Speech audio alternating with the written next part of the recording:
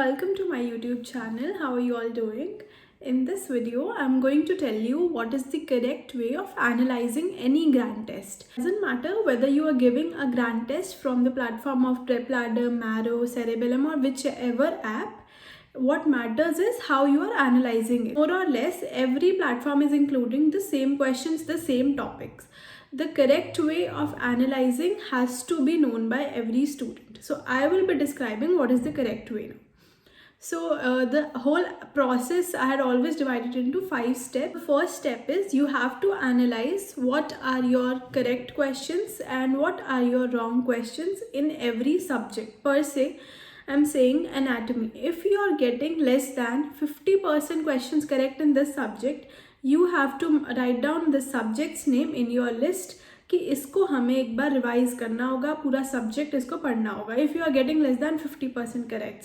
So this was my primary thing कि मैं इसको सबसे पहले 50% कैटेगरी से I would segregate my subjects like wise. Step 2 would be कि फिल्टर लगाओ, सब्जेक्ट वाइज सारे आपने सेग्रीगेट कर दिए.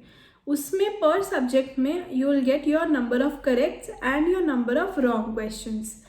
तो अब आपको टाइम डिवाइड करना है 3:2 टेक्निक से. This is 3:2 technique. Means if I am allotting 50 minutes for some questions, then 30 minutes I have to give to wrong questions and 20 minutes I have to give to correct questions.